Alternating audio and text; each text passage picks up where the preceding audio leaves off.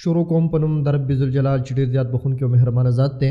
قدرمند کتونکو اوریدونکو یو وارې بیا محمد صدیق همراز په خپل همراز پوډکاسټ کې تاسو ته نیغ په نیغه مخاطب دی په دغه هیله چې روغ جوړ خوشحاله سوکاله او د صحت په کالو به مزین وي. قدرمند کتونکو اوریدونکو نن سره په همراز پوډکاسټ کې یو داسې شخصیت ناستې کړی دی چې د یو ګوري ونې یوه لویه څانګه ده، یعنې یو ډېر د علمي خاندان سره تعلق لري. د بلها میدانونو شهسوار دی. په د درس او تدریس په میدان کې که موږ وګورو نو بلها طلبا د دوی مینان دي او د دوی درس پسې د لرې لرې ځایونو نه راځي. که دغه رنګې د سیاست او د ختم نبوت په میدان کې وګورو نو یو ډېر فعاله کردار ادا کوي او بیا په تیره باندې د ریډیو د میدان یو لوی شهسوار دی. د بلها مدیر راسي په ریډیو باندې د دې ډېر لوی خدمات دي.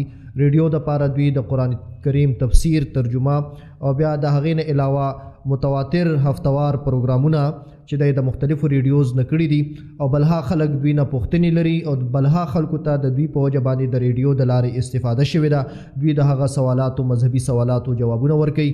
نو ډېر لوی شخصیت را سره نن ناستې کړی دی. زه هم خوشحاله یم چې داسې شخصیت سره ماله د ناستې موقع په لاس باندې راغله. حضرت د ټولو نه لاول خو زه تاسو ته په همراز پوډکاسټ کې هرکلی ویم. السلام علیکم ورحمت الله وبرکاتو. وعلیکم السلام ورحمت الله وبرکاتو.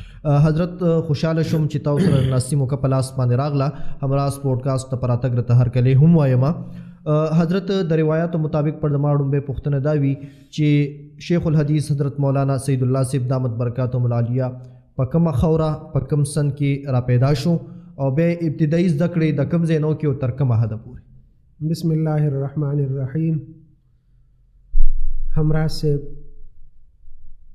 ستاسو دلته پر راغوښتو باندې زه ستاسو د ټیم د ټولو شکریا ادا کوم. جی الله دې ستاسو دا سعی او کوشش په خپل دربار کې قبول او منظور کړي. آمین. د دین ترویج کوئ او خلکو ته د خیر خبرې وړاندې کوئ، د خیر کارونه وړاندې کوئ. الله دې ستاسو ژوند کې، ستاسو د ملګرو، ستاسو د ټول ټیم په ژوند کې خیر او برکت واچوي. آمین. همراز صاحب زه د چارسدي سیمې عمرزو کلي سره تعلق ساتم. اشنغر دی، د اشنغر علاقه ده ټوله. او اشنغر کلي کې بیا په دې اشنغر کې زه د عمرزو د تورمزو زمونږه میره ده جی مولیانو کلي ورته وایي. مولیانو کلي باندې مشهور دی. زه هغې کې په 1966 کې زما پیدایش شوی دی. زما والد صاحب هلته د یو جومات امام و، دین خدمت یې کو. او هغه کلي کې زما پیدایش شوی دی. بیا زه چې 2 کالو شوم نو بیا زما والد صاحب د عمرزو ته راغی. نو دا خو میره وه او دیهاتو علاقه ده او دا عمرزو چې ده نو دا یو خاریه شانتې علاقه وه، نو خاریې ته راغی. نو بیا زما ټول عمر هلته تیر شوی دی. بچپن هم هلته تقریبا تیر شوی دی. زما د سکول دور ما په عمرزو کې 10مه پورې سبق ویلی دی. او بیا دا تقریبا 83-84 کې ما د عمرزو ګورنمنټ های سکول کې میټرک کړی دی. صحیح. او بیا په 83-84 کې د میټرک نه وروستو بیا چونکې زمونږ دا یو خانداني پیشه ده او علم حاصلول، نو بیا زه علم پسې ګوجرانوالۍ ته لاړم.